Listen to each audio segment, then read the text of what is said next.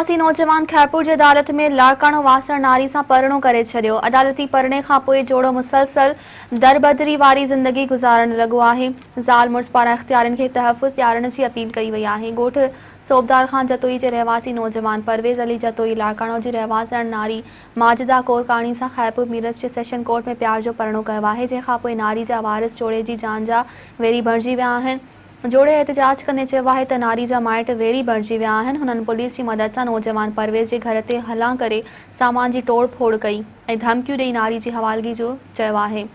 न त असां ॿिन्ही ज़ाल मुड़ुस खे क़त्ल करण जो बि चिता ॾिनो आहे। ॿिए तरफ़ परवेज़ अली जतोई जे घर भातियुनि हाजी कजलो ख़ान जतोई, मोहम्मद इब्राहिम जतोई, मोहम्मद इस्माइल जतोई ऐं ॿियनि एहतजाजी मुज़ाहिरो कंदे चयो त नौजवान परवेज़ अली जतोई कोर्ट में माजिदा कोरकाणी सां निकाह कयो आहे। नारी जा वारिस पुलिस जी मदद सां चढ़ायूं करे ज़बरदस्ती निकाह टोड़ाइण जूं धमकियूं ॾेई रहिया आहिनि।